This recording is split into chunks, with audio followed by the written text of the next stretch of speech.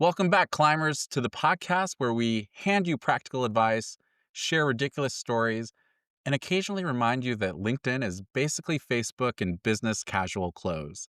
Episode 5 of Climbing Ladders starts now.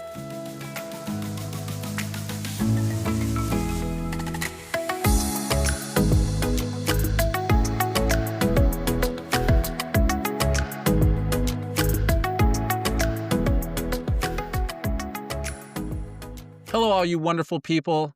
Today we're climbing a ladder that doesn't have a boss at the top because it's your own ladder. That's right, we're talking about starting your own business.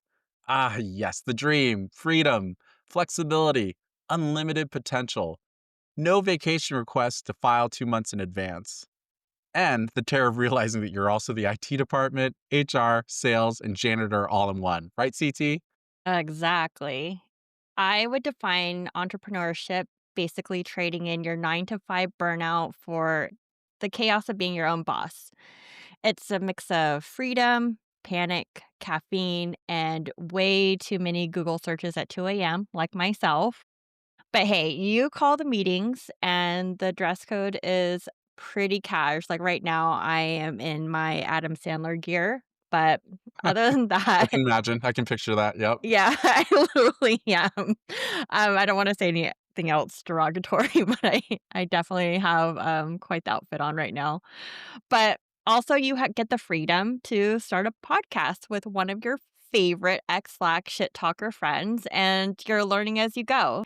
I want to kinda share a lot of the feedback that we've been getting, and one of the highlight episodes I would want to say is, Corporate Confessionals with Heather. That was a big, big hit. We enjoyed it too, and we actually are still laughing about some of the crazy sound bites from that last episode. I'm sure you are, Kev, if you've listened to it. I mean, it was a great, great installment. So we are definitely looking forward to our next installment of Corporate Confessionals. Yeah. Besides Heather's great stories, my favorite part was when you both said it was my spaceship that crashed, and that's why you guys were stuck on the island together. But my least favorite part was Heather so quickly picking you as her partner to survive on the island over me. I will never forget that, Heather. I almost want to test that theory, you guys on an island and surviving, not me making a spaceship. CT, what was your favorite part? I would probably have to say Uh, the picking your tool or object for the naked and afraid. I mean, we've ran through this scenario a million times when that show was a hit. I mean, it's still a hit for me personally, but not that I wanna picture you running around naked on an island holding a red stapler. Thank you. But I could have put money on the fact that you were gonna say that. I don't know why. I'm just like, "This guy is gonna say and I knew what you're gonna like, the pop culture reference too. So, I think that was really funny. But on a more serious note, I just truly love having strong women in my circle. So, for Heather to share her own experiences with us and our listeners was extremely valuable. Like, I have a lot of friends that were just messaging me or texting me and saying that they've felt that same way or they're in a similar seat. So I love that it resonated with our listeners. That's awesome. I feel the same thing, and I too love having strong women in my circle, like you, Heather, maybe some of the special women I've been lucky to date, and of course, my mom. Yes. Shout Well, out to your mom. let's get on with the chat, and today we are hopefully going to inspire you and freak you out. Today's ladder isn't a corporate plan you work to move up, it's one you build yourself. We're talking about starting your own business. Some do it because they see a gap in the market, some do it because they hate their boss, and some, honestly, just want an excuse to wear sweatpants at 2 p.m. without judgment. To make this chat even more fruitful, we're so honored to have our great friend John Peine join us from the wonderful state of Minnesota. Besides the fact he's the best golfer to have in your team in a scramble, he's a successful business leader, whether it's been a big company like Target, his current gig at the stellar sales agency Uncommon, and yes, from his time starting a brand from scratch, which we'll get into more here. Welcome, John. Thanks, Kevin. Great to be on with you. If there were an island in Minnesota, you'd want it to be in June and not January. So hopefully, if that plane crashes, it's at the right time of year and in the right place. Yeah, definitely. What's the island off of Minnetonka that everybody goes to? Uh, Beer Can Island would be the name of that one. That sounds fun. Let's do that.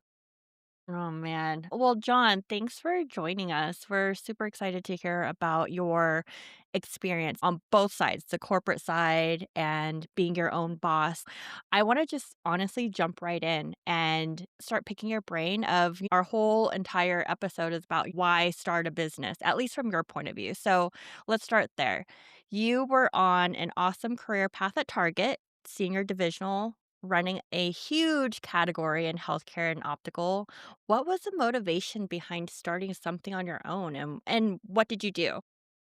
Great question. It really was about my intrinsic DNA. So I had started a landscaping company when I was in high school, and that's actually how I paid my way through college. So doing things and being entrepreneurial is kind of always been part of my DNA.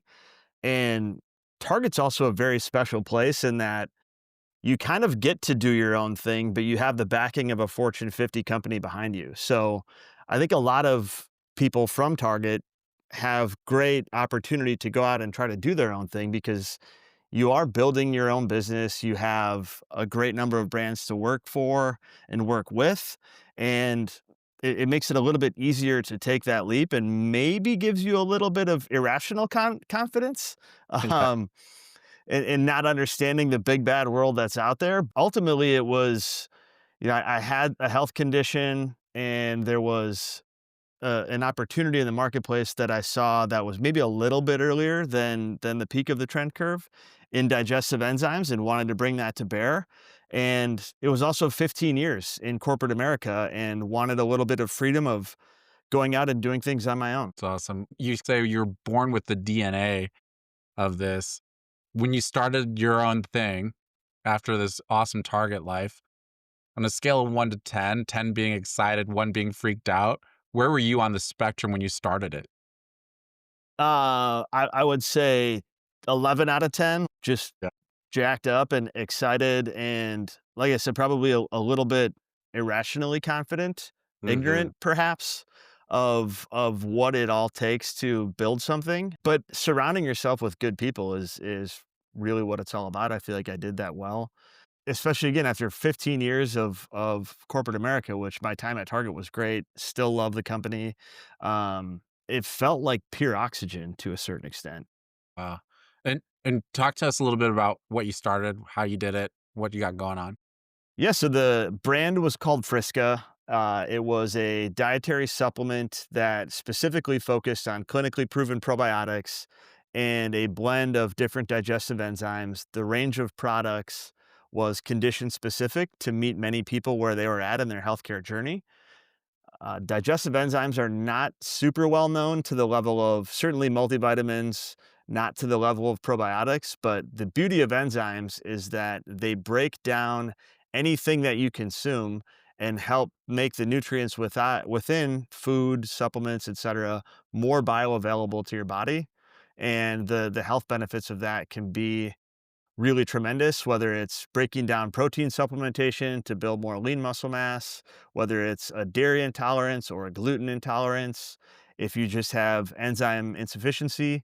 I mean, there are many clinically diagnosed enzyme deficiencies that have prescriptions, but I went after the path of enzymes as an over the counter supplement because there wasn't a whole lot going on in that space at the time. It's awesome. All right, so you got this great idea. And sometimes people think step 1, I immediately gotta order 1,000 logo T-shirts and start marketing. CT, make let's put our climbing ladder swag on hold for now. But John, what were some of the first big moves you made with Friska? Well, for the record, we had some baller swag. We had great t-shirts. Our logo was this peace sign to make peace with your gut. And we didn't have to get stuck with our stuff because everybody was asking where I got it. That's awesome. But I alluded to this earlier of the first thing for me was surrounding myself with people that had been in the trenches before, and helping navigate all of the unknowns that I had with warehouse, storage, supply, contract manufacturing, excuse me, the regulatory environment, and coming from leading the healthcare division at Target, which was at the time a $4 billion business, I had the unfair advantage of having a really good Rolodex because I wasn't building this in the background. It was something that I kind of left on a Friday from Target and started this on a Monday. And one of my first things was just emailing my inner circle. And I had a number of people that were willing to help out. And, I'm forever grateful for that. But getting people on your side that can help validate your vision or identify watchouts is critically important. Also, something I haven't mentioned yet, I'd never done fundraising before. I don't have a finance background. I'm not, I worked tangentially with private equity firms through a lot of the stellar brands that we brought into Target, and that was what furthered the itch that I ended up scratching. But doing it on your own without a huge understanding of what that would be was also something that I had to figure out. Went to a couple people that had done it, kind of got a playbook of how to do it, what valuations should look like. And through that, I was also telling myself, I don't know that I want to get under the thumb of venture capital or, I wasn't at the level yet of private equity, Sure. but Yeah. took the path of doing it all friends and family and bootstrapped it. Yeah. The whole thing about going back to your first point of getting a strong team behind you, I think that's so invaluable. And I'm having a conversation with someone recently about that. And it was, do you scale up slow and just hire a couple good people? Or were you in the mindset of, nope, I want to get my full team of awesome people in place so that we can really go at this full board from the start? What was your thought on that? I mean, I'd say it was even earlier than that phase of I'm talking about mentors, advisors before Mm, even thinking about staffing. And, that was the important piece. And then when I built out, I made a very specific decision that I wanted very few people and people that I knew could do what they had to do at the best of their ability and as in a best in class way yes. and utilize contract services and third party as much as possible to lower the cash intensive nature of what all that fixed cost might otherwise be. And Yeah, I could understand why there's a different perspective of that because you want to also own what you have, right? But I think there's an argument that could be made for both. And I went the route of least fixed costs as possible and highest potential output possible with the people I brought in. Yeah, choices you get to make as CEO of your own company. Right. All good So things. so John, with this being such a big focus on product and obviously you come from a pedigree of big mass retailer background.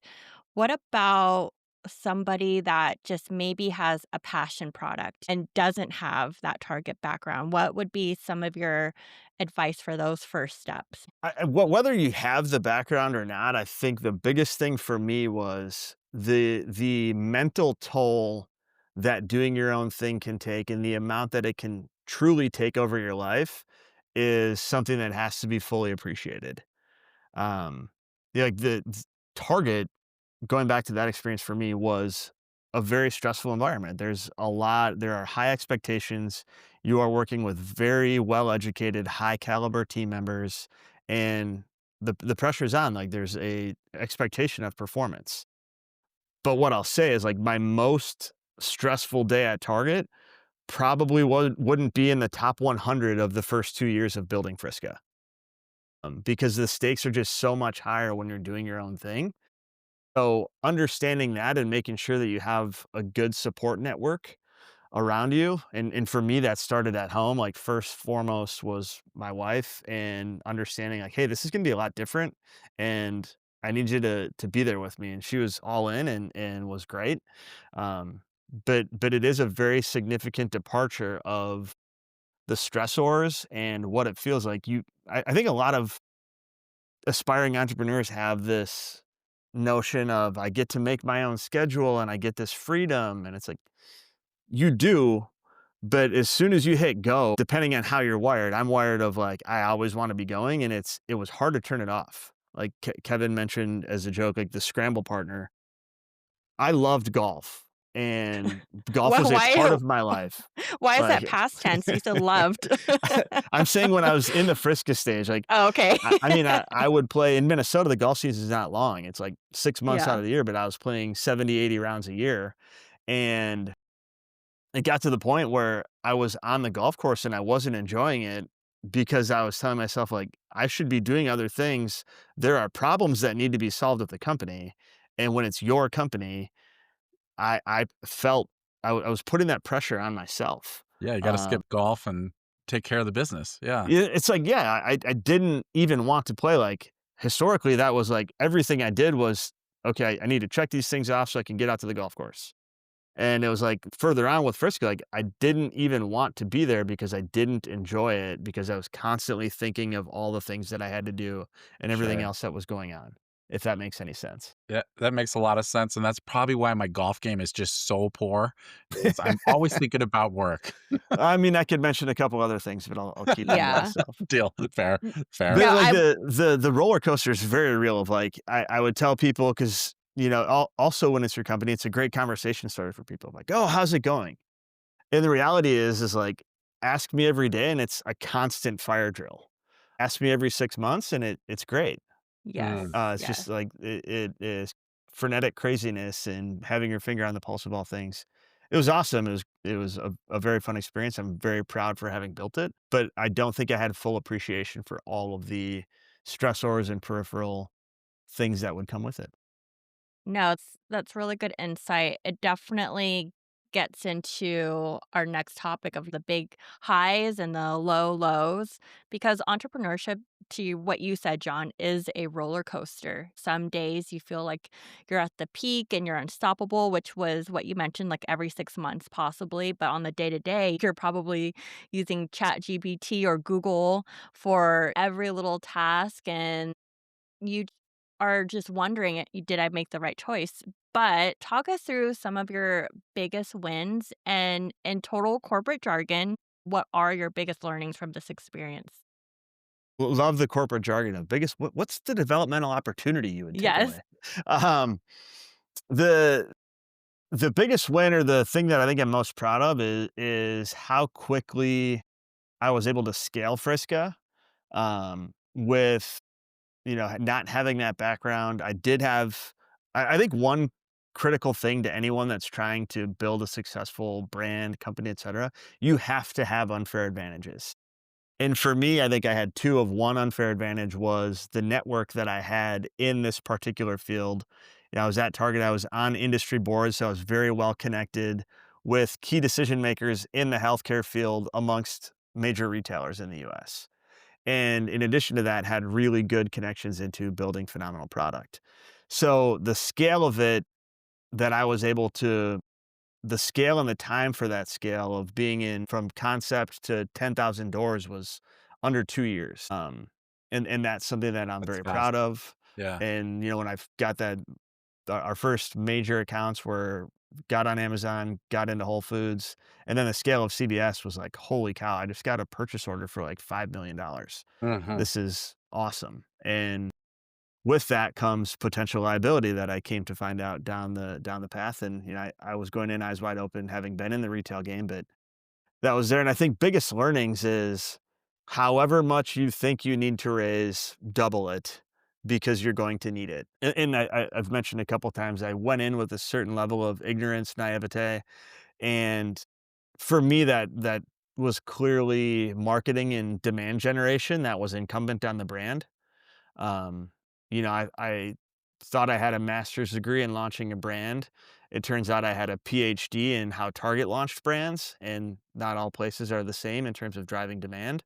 And one pretty significant blind spot that I had, particularly as the day and age of social media and influencer led demand, I had no background in that whatsoever. And you can burn through a ton of cash Yeah. with people that can't promise any results, and that was really frustrating for me.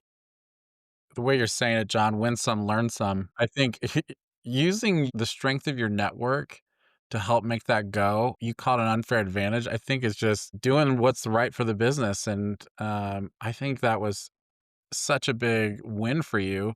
And when I saw your brand on CVS shelves, even as a friend, I was just so proud of you and I was so excited and I want to tell everybody about it. What were some of your feelings when you started seeing the product showing up on the shelf? I'm literally getting goosebumps right now as you say that. And the thing that I didn't mention was like, PS, our launch at CVS was like 5 weeks into COVID. So everyone's Great time. locked Really good down. time. They Yeah. they had a huge partnership plan with marketing activations and PR and store events, and like a month before I'm supposed to launch, all of that goes by the wayside. But going back to your question, bringing my son in, we had a Friska branded balaclava as like the neck gator mask, Yeah. and like seeing him, and even at like 7 years old, he was so proud of me, and I was like, oh, this is cool. And then when I ultimately sold the business, he was devastated. He's like, I thought I was going to take this over one day. And I'm like, no, buddy, this is a good thing. Like this was No, part of I the have a process. landscaping business though that you can take over, buddy. Yeah. By the way, you got to earn your own way. So get your shit together. No, I was very proud of that. And it is like when you see it physically there on the shelves, like it's a phenomenal feeling. Yeah. And I go back to you also, those blind spots, no matter how prepared you think you are and you're trying to keep an eye on it and you're not even golfing and all of a sudden you're, oh, this thing came up or I didn't expect that. How did you start dealing with those things? Was it all right, just let's just take it as it comes? Were you starting to question other things that you weren't even thinking about? Absolutely. Like imposter syndrome is very real of like, why did I think that I could do this? And the reality is looking back, like, absolutely, man. You had all the things that it took, most of all, the willingness to go do it, the initiative to go do it.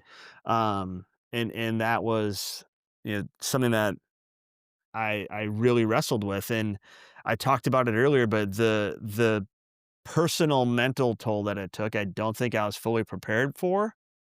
And golf wasn't it for me because I almost felt guilty of being on the golf course, but the one thing that might sound surprising that really helped me of just, like, turn it off and be able to fully decompress was coaching youth sports.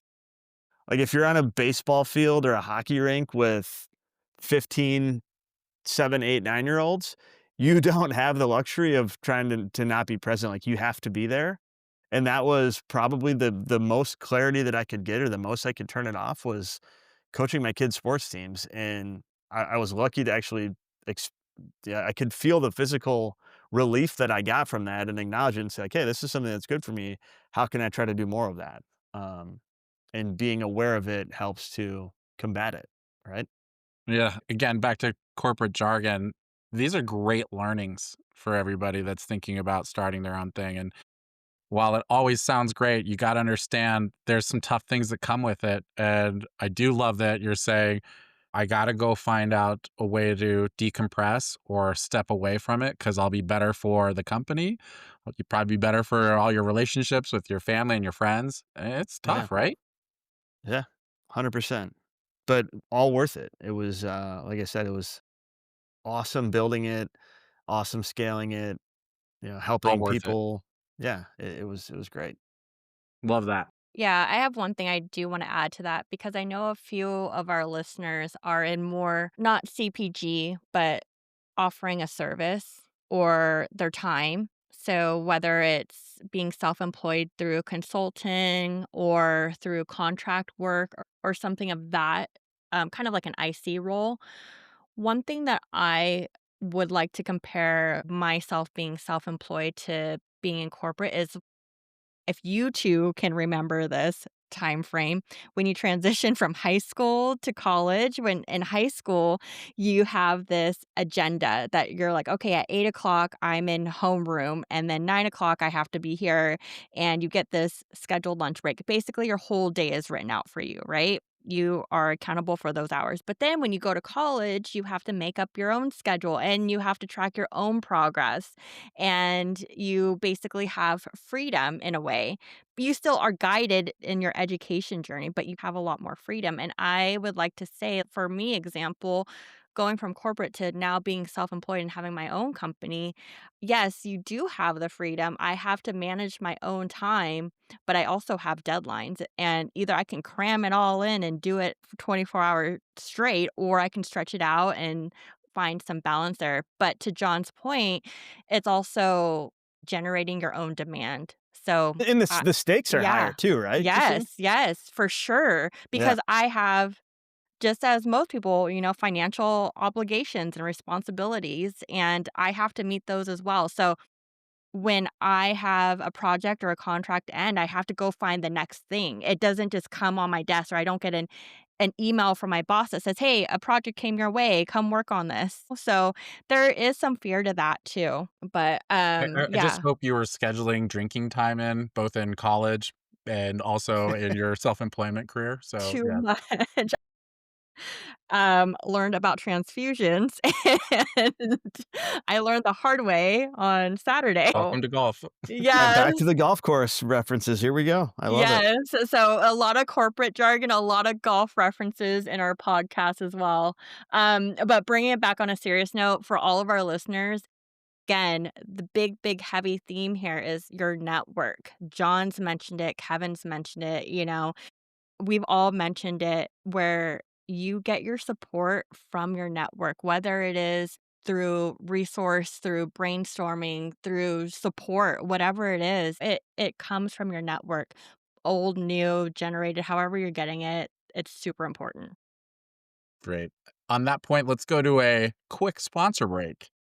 Since we're talking about entrepreneurs, another great entrepreneur that is a friend of the podcast is our good buddy Brian Kulik, founder of Glassman Wines. If you haven't already picked up your order of your favorite Pinot or Chardonnay from Glassman Wines, what are you waiting for? If you follow the Glassman Wines Instagram, there's been plenty of big news as they continue to gain placement with their top rated wines at high end restaurants and wine shops across the country. Normally $35, we have a climbing ladder special for only $24.95 a bottle. If you email my friend at Brian at briandavidwines.com, we'll have the info in our description. Support another good small business owner who's taken the leap to be his own boss. And please don't forget to drink responsibly. All right, we're on to the quick fire round here, entrepreneur edition. Could these answers make you smarter? Maybe. Could it make you laugh? Possibly. Okay, let's fire away. Best time to start a business, CT. Best time to start a business, I would say, okay, is this gonna be like Miss Congeniality where I'm like, April 25th? All you need is a light jacket. Um, I would say once you've established your strength in your career and you're burnt out, I think when those 2 intersect, that is a good time to start a business. Yeah, I think you just described John's experience. What about you, John? Yeah, I mean, the riffing off that, like running to something, not running from something. I always advise that with any career move, but especially with starting your own business. As soon as you think you're ready and you know you're ready, find two people that you trust and ask them, why is this not going to work? And have a good dialogue. And then if Mm, you still feel good about it after that, you're good to go. I like it. Like it. I would just say on the opposite side, the worst time for me, it would be during the Ryder Cup or Masters weekend. All right, question two. We'll start with John. Worst business idea you've ever heard? The worst business idea that I've ever heard. I'm going to take a twist on this because it's one that I've ever heard and quasi one that I've ever had. So a buddy of mine and I wanted to start a company. We knew that car washes were super profitable, and I think you've Hmm. kind of seen that. Like, there's For a ton sure. of nationwide car wash chains that are PE backed that are crushing right now. We were like, we should combo a car wash with a bookstore so you have something to do while your car's getting washed. And neither of us had any background in either, and that's why it was a horrible idea because we didn't have the unfair advantage. I still think it's kind of cool, but like, don't know shit about car washes, so not gonna happen. If you see the Piney Car Wash bookstore at your local corner, stop in. There you go. Anything for you, CT? Yeah, and this is not, I know I do a lot of pop culture references, but, my cousins and I during Christmas when we were younger, we are like teenagers, early college years, we kind of roundtable business ideas. And we have a lot of entrepreneurs in our family. And one of my cousins said worm farm. And I was like, "A worm farm?" And he goes, "Yeah, like, if you put it in between 2 glasses, like a window pane, essentially, and they are digging in the dirt, it could create art, and every single piece would be unique." And I was like, "Okay." And he literally was Okay, pitching it Van to Gogh. That's awesome. Yeah, pitching And it then to it us like breaks. we were gonna invest. I know, could you imagine? But then that brings me back to the movie Dumb and Dumber where he's like, "I've got worms." We're going to Aspen. So, yeah. So you're telling me there's a chance. John Denver is full of shit. All right. Next question. Better office, kitchen table, or coffee shop? Kitchen table I, for me. I'm going kitchen table all day long. All day long. Never in a Coffee coffee shop, shop. too cliche. Friends, and I blame friends for the fact that there's a coffee shop on every corner. Central Perk, everybody wanted to be with their peeps. It's not because Starbucks had good overpriced coffee. It's because people wanted to be like Ross and Michelle. Oh, well, Ross and Rachel? Ross I and was like, Rachel. You got to edit that out. Kenny I may was think like, a "Who's dipshit. Michelle?" I would say coffee shop is not a good idea because coffee just runs right through you. So and you never Also know. good. You you never know. just you never know. So at the kitchen table, you can look like how I look right now, drink coffee, and have a leisure moment to yourself. So the cons on the coffee shop, well put. Thank you. Okay. All right. John, what's the weirdest expense you've ever written off? I'm gonna plead the fifth. Fair. Say less. No, I'm CT, you got kidding. one? Um, okay, so I've mentioned I've done product development. So when I had to research this category, it was women's sexual health. I had to go and buy a bunch of toys. And so I'm going to the register with a pile of different toys. Mhm. I mean, it was very interesting, the small talk the cashier was trying to have with me and not focus on what she was scanning. I think that was a weird expense. What line item did you put that under? Entertainment or product Not samples? my entertainment, at least. I mean, obviously, we have comp samples that we'd have to expense it under. For I don't sure, even yeah. remember the code. But when we didn't go into that category after all, so we just had all of these things laying around in the office. Sample sale? Yep, I right. know. All right. We've been talking a lot about entrepreneurship. What's one word that describes entrepreneurship? Grit. For me, it's absolutely grit. There is a lot that comes at you, and you have to be able to get through it. Um, and I'd say, like, I would take a good strategy well executed over a great strategy that doesn't have the grit to get it through. Mhm. Love it. CT? Yeah, that's a good one, John. I'd have to say resourcefulness because you are not going to know everything. You might be a great subject matter of the product or your service, but there's other things that are included in your journey to be self-employed or building your own brand, whatever it may be. Like I am not an IT person whatsoever. I'm using that as an example. And actually, that's the hook I used for when I started to date my husband. I was like, I don't know how to put this speaker together. And he came over and was like, I'm going to make you dinner and I'll hook up your speaker. I literally, you gave me a plug and I wouldn't know what to do with it. So things like that. But I can put together a website, but I can't like do any hardware things. Hey, business advice and also dating advice. Well There done, you So there CT. you go. go. Thank you. All right, last quick fire question. This is just gonna be a surprise fun one for you, John. If you had to be stuck on an island with either myself or Christine, and that island had a full 18-hole golf course, who would you pick?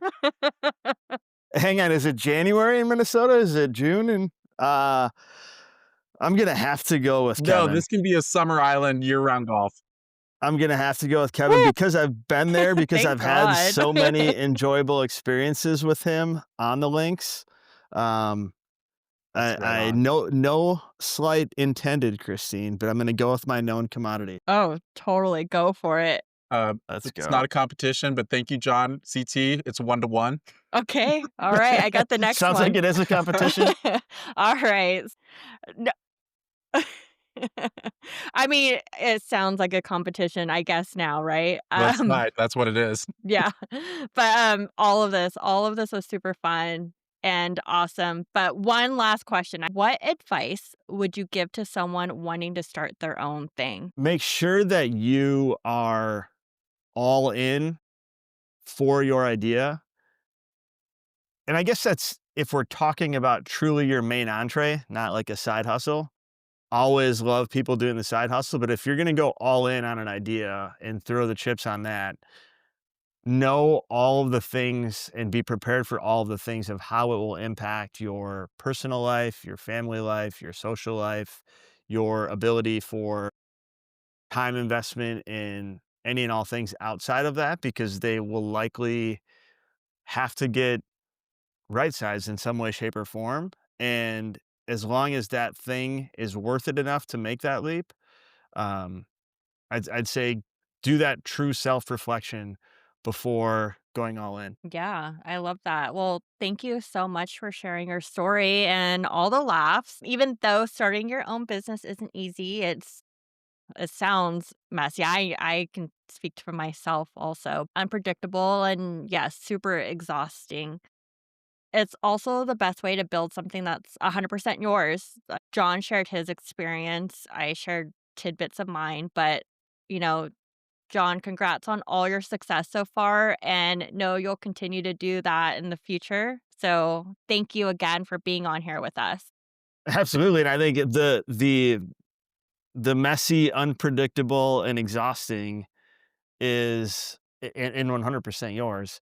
I also had a fourth child when when the company was in its infant stages, and like that was another crazy town stressor added to the mix. No, you No. found a way, buddy.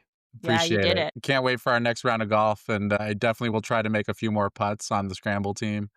Really appreciate you, John. You're the man. We'll chat soon. To all of you listeners, thanks for climbing with us today. If you've been sitting on an idea like starting a podcast with one of your homegirls, maybe it's time to take that step. And if nothing else, you'll get great stories to share on climbing ladders.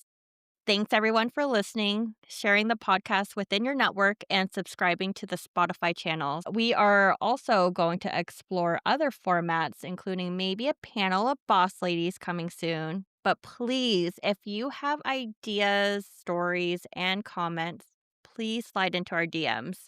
We find this to be a group project, but Kevin and I are doing the work, and you get to put your name on it. It's a win for all of us. Yeah. I love group projects. There's probably so much more we can get into with running your own business. Got some awesome stories, advice from our buddy John. Just remember, starting your own business means being the CEO, intern, accountant, and head of marketing. But if all fails, at least you can put CEO and founder on your LinkedIn for life, and no one can take that away from you. Keep on climbing those ladders. Bye, everybody. Bye.